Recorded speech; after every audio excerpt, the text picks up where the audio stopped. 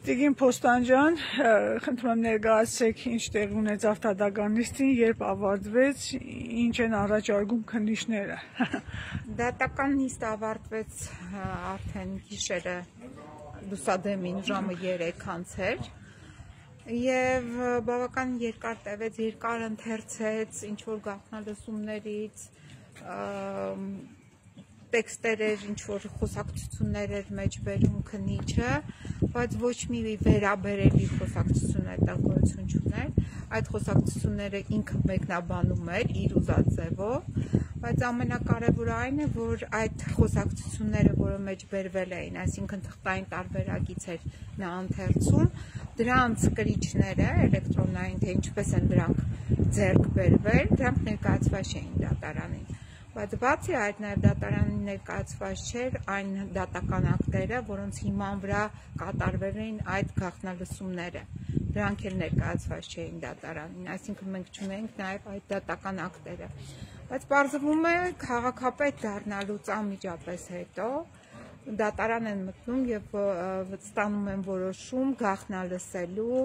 պարոն Վարդան Ղուկասյանին իր բնակարանում, իր ավտոմեքենայում, այսինքն այդ օպերատիվ հետախուզական գործողությունները կատարելու իր բնակարանում, իր ավտոմեքենայում, իր աշխատասենյակում, իր մենք չգիտենք, դրա համար եմ ասում, այդ դատական ակտը ներկայացված չէր դատարանին։ Իսկ դա շատ կարևոր փաստաթուղթ է, որի հիման վրա պետք է նաև որոշ չափով հիմնավորվեր հիմնավոր կասկածը։ Հետևաբար մենք արդեն կարող ենք ակնհայտորեն ասել, որ այս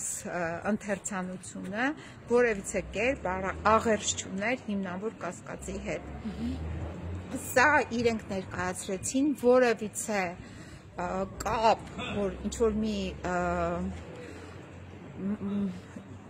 օրենք է խախտվել, այդպիսի կապ առկա չէր։ Իսկ այդ կաշառքի հետ կապված պատմությունը ինչ է։ Ուրեմն տեսեք, եղել է նախկինում երկար տարիներ աշխատող այդ քաղաքապետարանի ճարտարապետը, որը ինչ-որ գործողություններ ծավալել է եւ գործողությունները ծավալել է ոչ թե Վարդան Ղուկասյանի պաշտոնավարման ժամանակահատվածում, այսինքն ոչ թե այս մի քանի ամիսների ընթացքում, այլ դրանից առաջ Սարիկ Մինասյանի պաշտոնավարման ժամանակահատվածում հենց այդպես է գրված էր, այսինքն հանրային քրեական հետապնդում հարուցելու որոշման մեջ գրված էր մի քանի դրվագներ, որոնք վերաբերելի են 2024-25 թվականների փետրվար ամսին, այսինքն երբ պաշտոնավարում էր Սարիկ Մինասյանը, եւ այնտեղ գրված էր, որ ստացել է կաշառք, այսինքն ստացել է կաշառք, այդպես է ճարտարապետը։ Այո, ճարտարապետը, հիմա այս ճարտարապետի գործին հարուցված միացրել են այս մի դրվագը, իբրև թե արդեն Վարդան Ղուկասյանն էլ է ներգրավված այդ նույն անձի եւ մնացած ինչ-որ մարդկանց հետ, ովքեր առնչություն ունեն այդ ճարտարապետի հետ, այսպես էր համենայն դեպս ձևակերպումները։ Չեմ ուզում խախտել նաեւ ամմողության կարգավարկածը նաեւ այդ ճարտարապետի, բայց ճարտարապետի գործունեությունը կապ ուներ Սարիկ Մինասյանի հետ։ Հիմա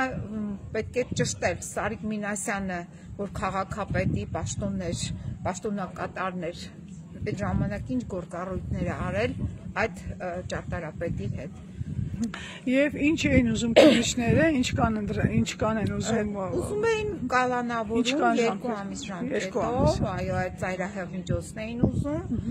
եւ դատավորն էլ ինքն էլ որոշ հարցեր հղեց քննիչներին։ Մենք էլ